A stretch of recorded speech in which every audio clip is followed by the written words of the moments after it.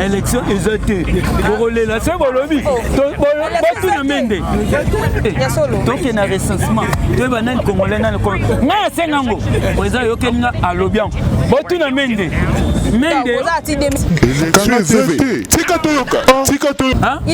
sim kolo ye sokoya so oboyi fati kacha braza oboyi fati kende na wenja osomino javel ezala yango 50 francs obalui na kokumeni c'est 2030 mais ye sokotuna na tinde mwana wana ni oyaki te Ressorte Kabila habite na bango tina o etali bongo ensemble national kuna na ngumba palais du peuple.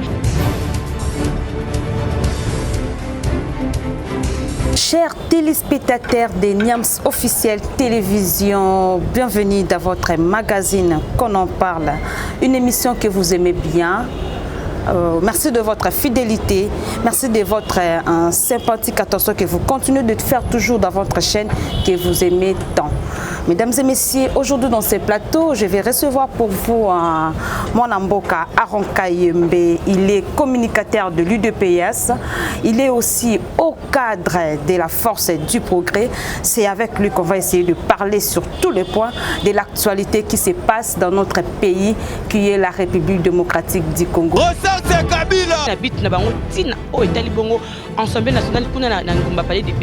Bonjour à mon invité Aron Kayembe. Bonjour Madame Sarah. Et puis, bonjour Naba téléspectateurs nous surtout Bazolanda Bisso.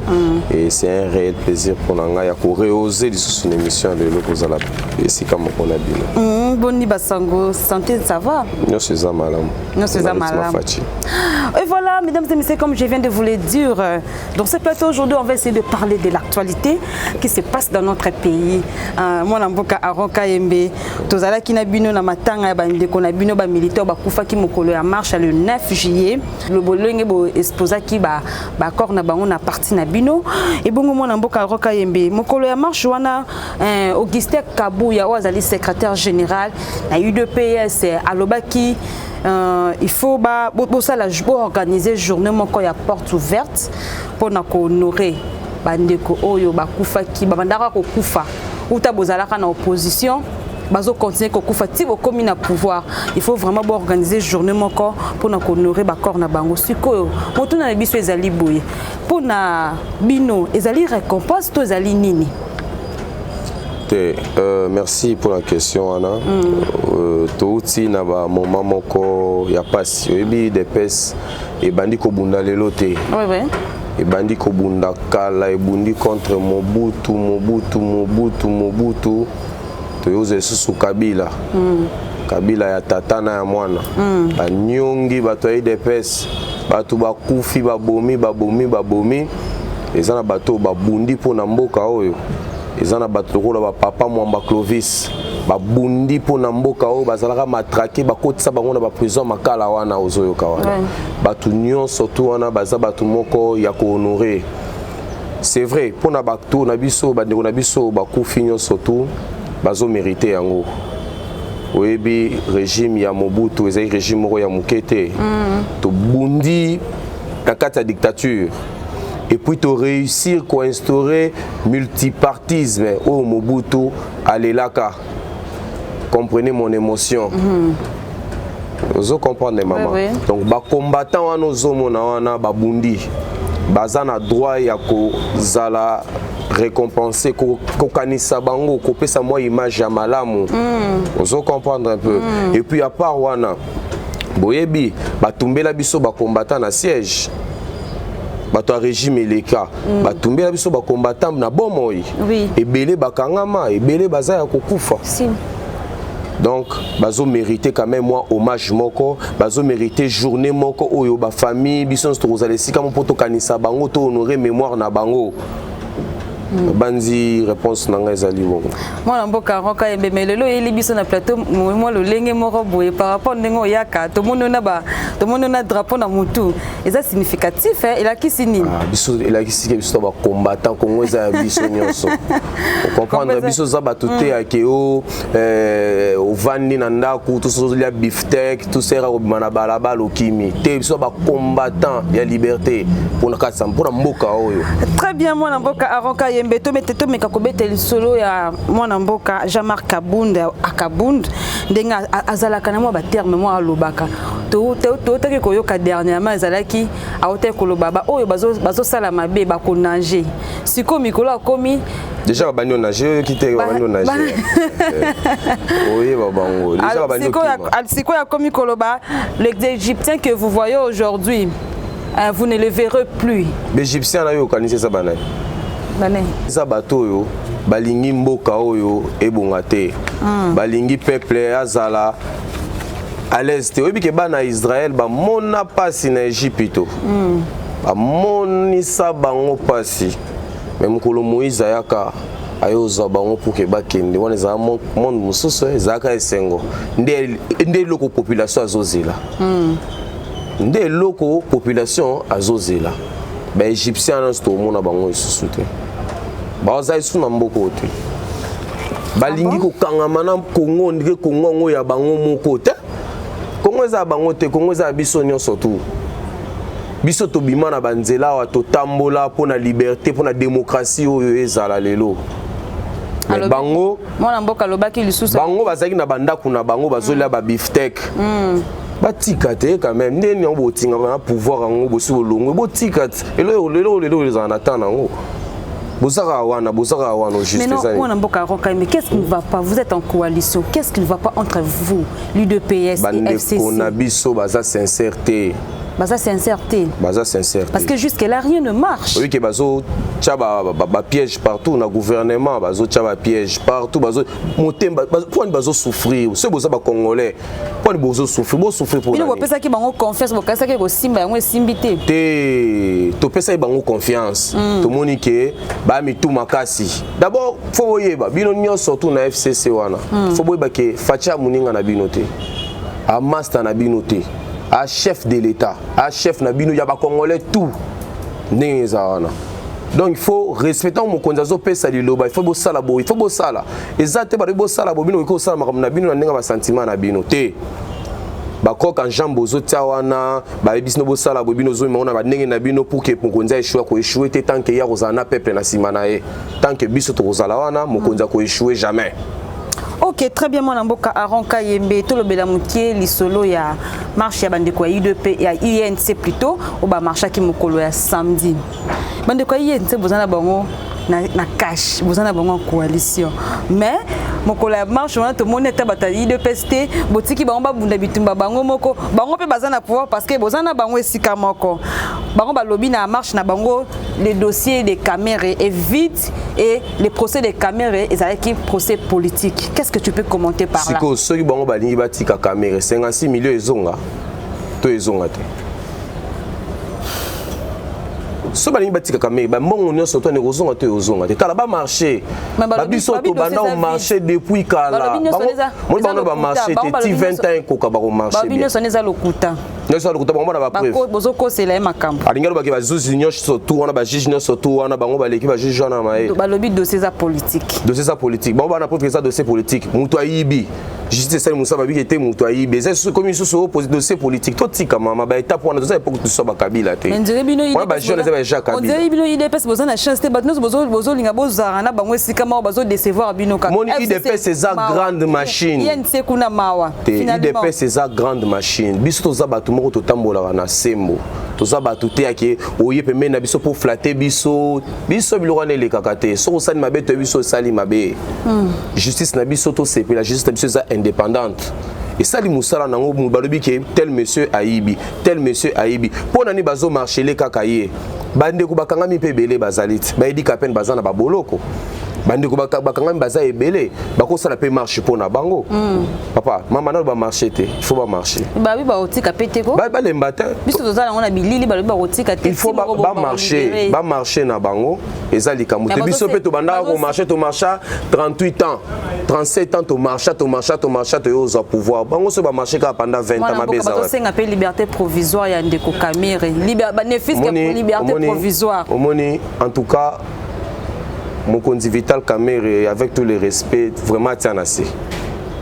bande konanga ya INC bosenga président tana c'est parce que peuple a la biloko ba liberté provisoire wana te tokomika oleka koto liberté provisoire oleka bo liberté provisoire osenga ba pesio te skoto salani mona mboka to yo ozo ba peuple biso pe to mona ki peuple pe na marche INC bazaki belé mama oui ke ba biso yo to sala ba marche to tambola na ba marche ba obeta biso ba gaz ba to azokufa on les ba sentiment ya kotambola ba zuka ba idée ba tambola na bango kana ninga ba plaisir ba zoko on les marche nini wana botika bandeko na biso wana bavanda kimia bazoluka président na bango abima justice osala musala na ya sala musala na esili bamakambo wana ya keo soki ndengeni d'abord justice eza ya mboka justice eza ya UDPS justice eza pour na congolais ne surtout donc baza na droit na bango ya ko marcher ndenge balingi mais batika koloba keza ba dossier politique nani akomemele dossier politique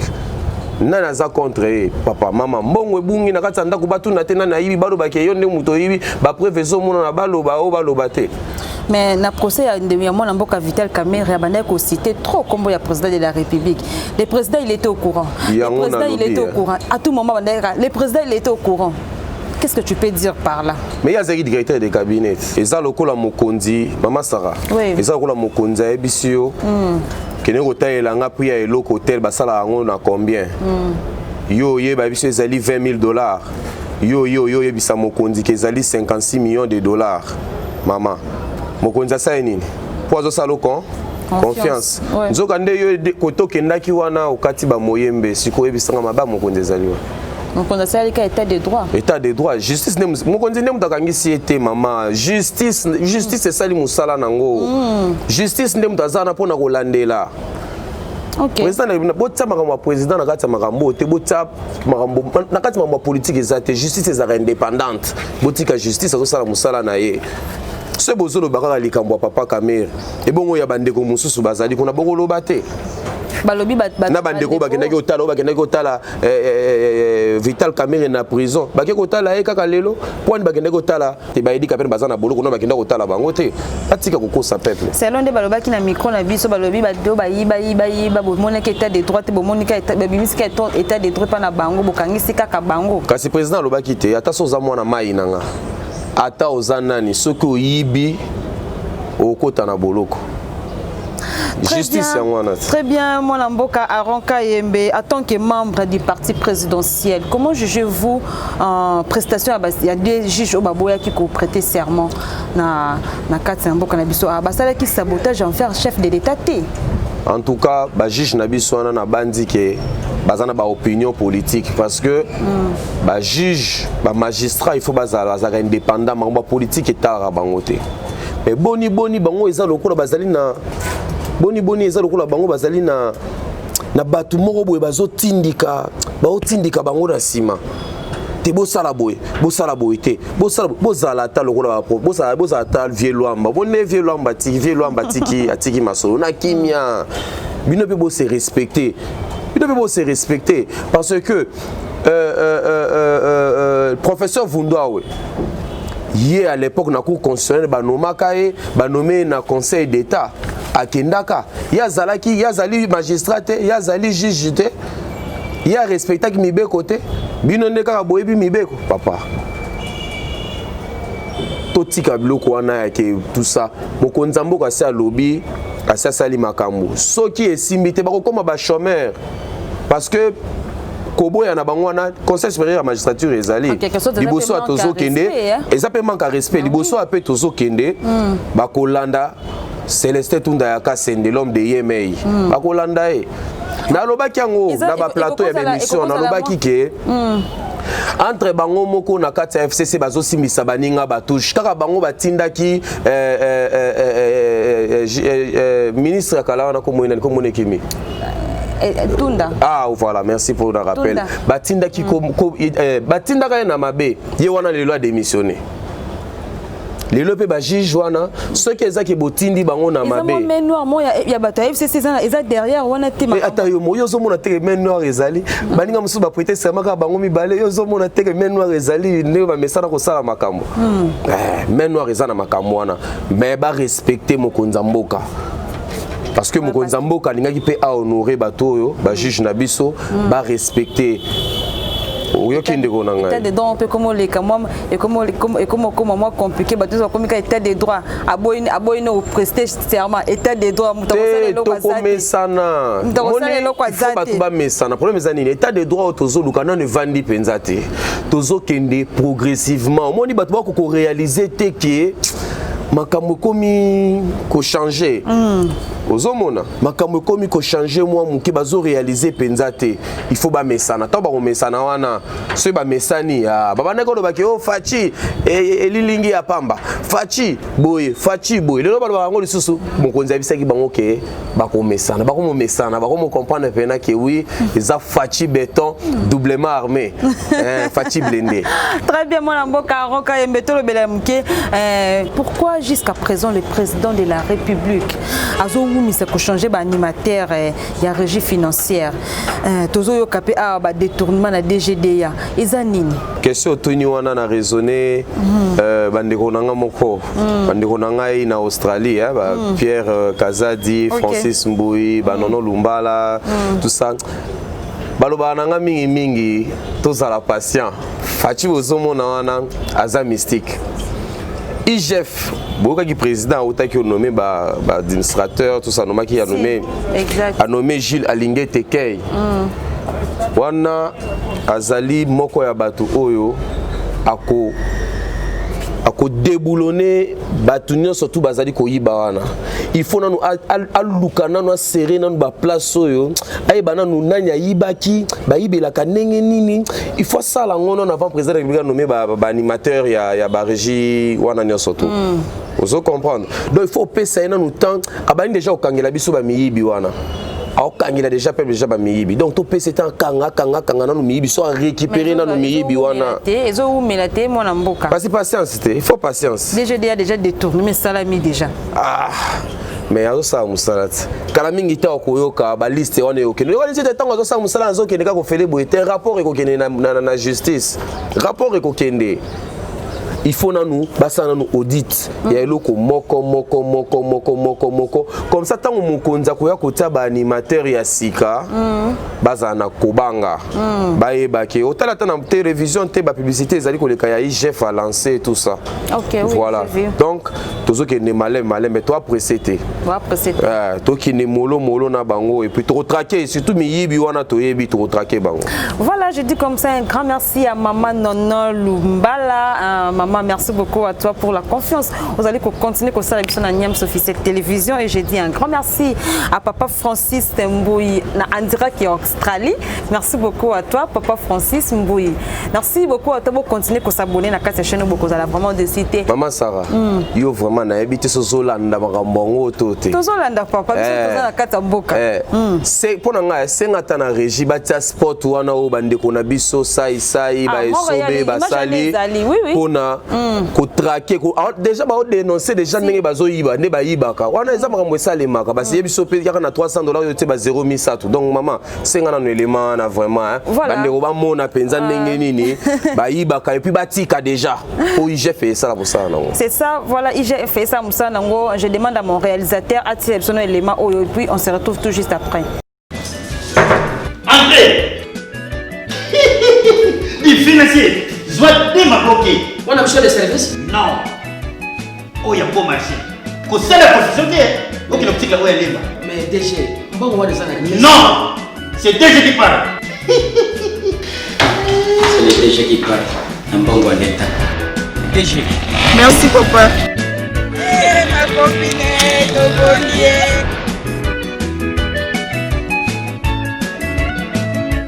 Conseiller, dans mon bureau.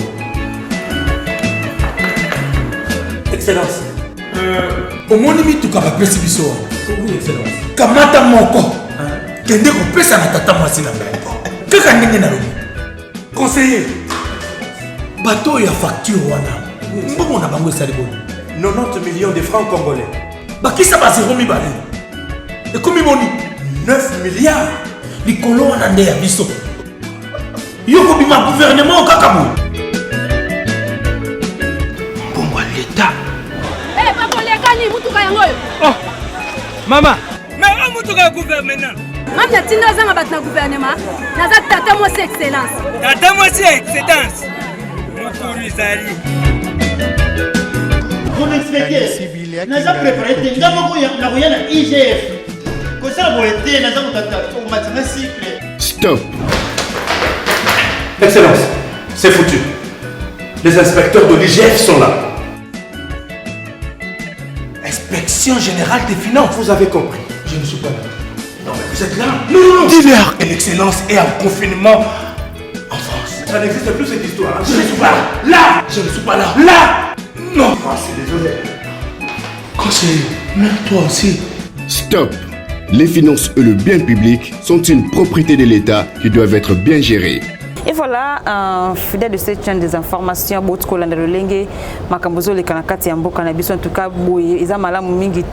il faut vraiment tout le changer, tout améliorer vraiment que ça mingi. Vraiment. Le biloko ya boy. Donc, aux chefs, bapeso mutuka compagnie au gérer au pesa peut-être ba jaba tambola nango ba sela ngo musala pona ko sunga ikolo yo ko pesa ngo bandeko ba tambola na yango ko pesa ba membre ya famille na yo c'est pas bien bon au lieu mbongo na leto au signer bima 30 000 dollars ou ba kisi sous zéro sous c'est comme combien comme 300 000 yango moni ba so se retrouver na ba boloko c'est ça yango moni Marambozo lo bana yango moni bato comment se retrouver na boloko après ba koloba o Fachi mutakangi Fachi justice ba émission musala nezalaka 16 000 yo ke kuno ko tia 30 000 parce que tant juste rolandela yo ekomi dossier politique nandeni oyibi za bongo. Très bien, mon amboka Aaron Kayembe. Mesdames et messieurs, nous signalons que aujourd'hui c'est la reprise de cours ici en République démocratique du Congo. Moi, Lamboka Aaron Kayembe, nous avons remarqué la reprise de cours. Comment se fait-il? La synergie des syndicats des enseignants exige la démission de Willy Bakonga. Un peu de commentaires sur ça. Maman moni ngai ngazo sekana no mo bolimbisi muki webi bana batangi te bana batangi bien te. Oui. Bana batangi bien te kubanda bato bana ba 6e bazoki no baleki na biso ba 6e bazoki no présenter wana batangi kuni preseka ya ozongisa kelasi c'est que boire ya pour boire ezana kati moi mbongo kolia ezali bana o batika na bandako wana bakoleka classe sur base ya ba point nini ya premier semestre. Donc ce qui moi na premier semestre wana échoué qui donc a échoué ti na fin de la donc moi na ko ki pe ko améliorer te asuki kaka wana to za na lokoso mbongo te bato bazosenga wana bazosenga ndeko Willy Bakonga démissionner bazali na tort pété bazali na likambo ezali déjà kutu bazu ba nouvelle unité wana bazu bango wana bazo réclamer batie ba militant na bango ba parti mais ba vrai batu bazu musala te batie ba militant na bango ba parti batie bana kasi na bango batie batu na bango ebele na ba ministère enseignement kuna il faut mokonza landela makambo wana faut to landela makambo wana eza normal te photo landela bato ebele bazana posa misala mais ateke bozwa bozwi ba ndeko na bino banesi ba okutu banyo kwami basali musala 10 ans bazo futa mate bolongoli bakomo nango bango pour que botsa bakombo ba ndeko na bino bongo te donc rentrer loko les zongi loko la rentrer les zongi tolo bakaka bazongi kaka pona ba finaliste akika ko sala examen d'état bazongi parce que ngana zomo eloko batangi te babiso tosoki mwa ngolu ya kotanga mwa baklasa mwa malamu mais bandeko nanga ya ne oyo naomona matière penza ekozala penza te ils seront pas mûrs soki ndeko na biso Willy Bakonga kokaki kosenga na mokonza mboka te totika année oyo ezala ne blanche comme ça année prochaine bana bazonga kelasi batanga normalement classe eza na retard te pot boye tokobakisa bazoba ebele ebongo baparo bafutaki déjà bafrais so bazoba ebele bakisa mozala na mutu ya Willy Bakonga mwana mboka bon ce que baparo bafutaki ba frais académique déjà bafutaki na ba école siko bo sali bo tia année blanche ba frais wana ba ko récupérer en année prochaine mais to sala nini bango nde fallait ba trouver solution bazongisela bango ba mbongo na bango bazongisela kasi bango ba mbongo na bango parce que bafuta bazongisela bango ba mbongo na bango ata na ba université kene na inikini kuna ukukuta mwana il fallait le kana GD déjà année oyo d'abord il fallait na récupérer na examen ya deuxième session ya G1 nanu kuta ça des examens wana te déjà année c'est bandaki anango bandi boyo covid Covid wana ndenge bandi wana. Donc moi nazala na résultat ya première session ya deuxième session ya G1 nan ebimité. Il fallait passer GD. Rentrée académique ya GD si ezongi Covid lisusu eye na ebité vraiment na ebité. Donc yo pona oza pour rouler ba konga démissionner. Quand on a soki makambo ezokende bien te a démissionner. Ezala ye ezala Thomas Louaka soki bozokoka te bo démissionner sili. Yo kasi ko démissionner ezaka facile boy. Papa yo pa ovani na bonga na bongo ozolia mbongo na yo batinzo ba wilongo na bonga no kolonga facilement. Kasi soki olingi olongwa te sala makambo malonga te. So sa makambo malonga te ezosimba te. Libanda. Faut pas ça au Libanda. Voilà mon amboka Aronka Yembe tokomi vraiment kochiter na émission na biso ya lelo un message non fort ezali par rapport à makamno stotiko so la awa na plateau na biso ya Niam Sofisel télévision un message fort. Na kosenga na ba élève ne surtout kaka ndenge mokonzi mboka Félix Tshisekedi auti ko pesa go pour la rentrée et tout ça après 4 mois il y a babilo la pandémie et paralysé qui mboka na ba état d'urgence okende kelasi osala ba examen wana nzamba kosunga bokozwa mokonzi mboka za na posa makambo etambola bien mais situation ba corona onde mutu et perturbé moi muke bozala prudent kosukola maboko poto boyi ba ka se multiplier lisusu ebele le les alaki liboso et puis na to sepeli mingi to pesi merci mingi na équipe à riposte ya docteur Mouyembe basali penza musala situation eza penza apaisé za penza kitoko tozo encourager bino continuer kosala musala wana bisonio surtout peuple non surtout tous en asima président Félix tozo landela eloko moko azosala pour que bando badongolo miswa bato mitema mabe otoyebi wana basalela ye mabete voilà basalela mboka mabete mboka ezana posa ko kende soki il faut kutu totika na fachi 50 ans na mboka o totika la nae 50 ans comment ça soki il faut totika na 50 ans na mboka o totika nae parce que peuple ana na bosenga nae élection ezate borolela c'est bolobi to na mende ya solo donc il y a recensement de banane congolais na nga sengango président yokelinga alobian botu na mende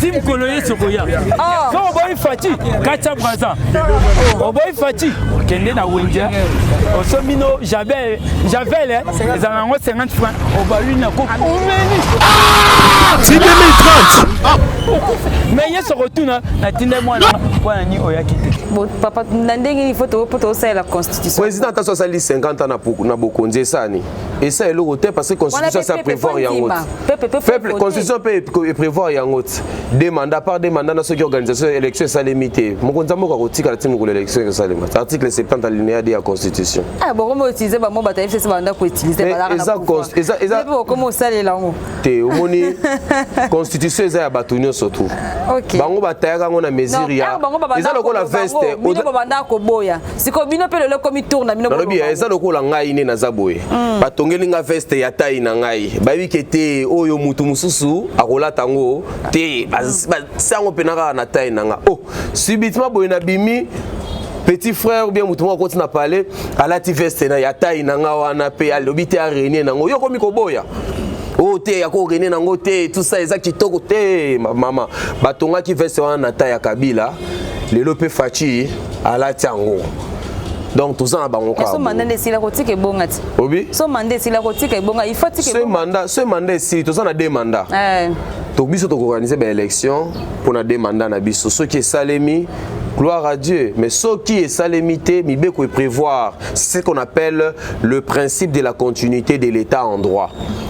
Vous voyez un peu le président va rester en fonction et il va faire la continuité jusqu'à ce que Oyakoya aya ko remplacer. Mais l'Assemblée nationale, les députés nommés au Bazakuna, en tout cas, va travailler. Bien que les vacances na bango tant bazonga, il faut pas ça la musala malonga. Il faut pas travailler ndeni. Intérêt peuple qu'on les atteint. Ah bon?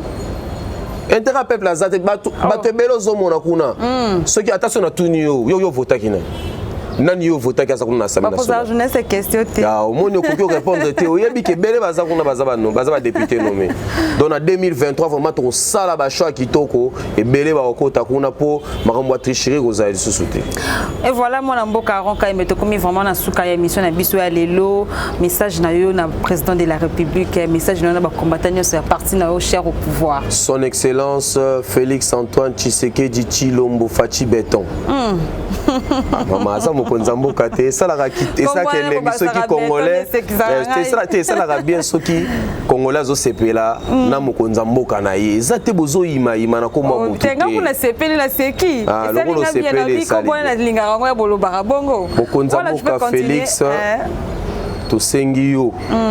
Ota likambo social na biso peuple. Tozo sengo kaka social ya peuple et puis na makambo ya beni wana. Makambo ya beni eza na makambo ya ba este wana bato bazoboma tout ça. Mokonza mboka. Soki bazo compliqué yo et pas ya bandeko wana nyoso tout ba ministre tout ça ndenge yo mokolo ba ki bic rouge. Tia bango libanda. Biso population toza na sima na yo. Tia bango libanda.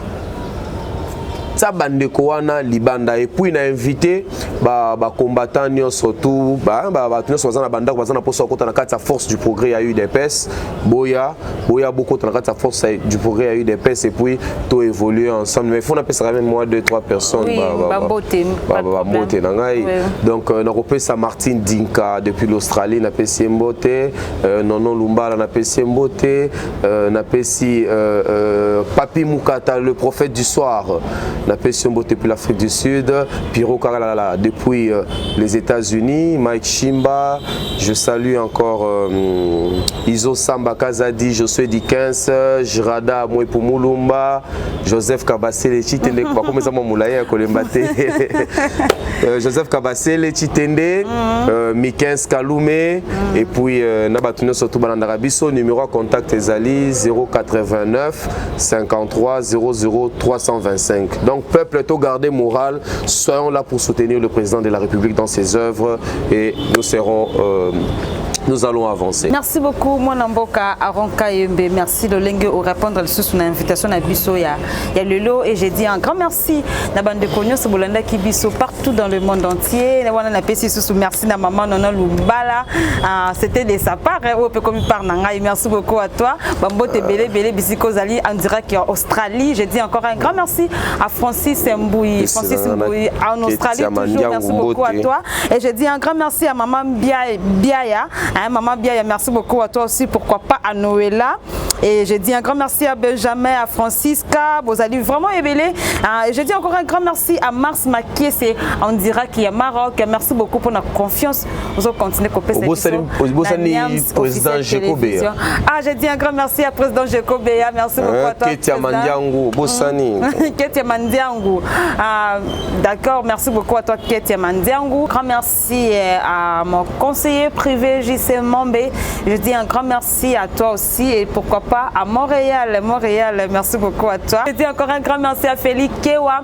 Vous allez qui vraiment ébélé à Kolanda Bisso et Charlie Makala, je profite déjà pour te souhaiter joyeux anniversaire à toi. Merci beaucoup à toi mon ami privé pour la confiance que tu continues de nous faire ici à Niams Officiel Télévision. Ça n'est fini pour aujourd'hui mesdames et messieurs. Merci de votre aimable attention. On se retrouve prochainement. D'ici là, portez-vous bien. Au revoir. Élection exaltée. Là, c'est bon lobby. Donc il y a un recensement. Tu vas dans le Congolais dans le Congo. Non, c'est Nango. Vous avez eu quelqu'un à l'Obian. Botu na Mende.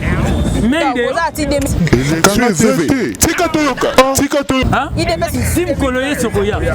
So boy Fati, Kacha Braza. Boy Fati, Kende na Wendia.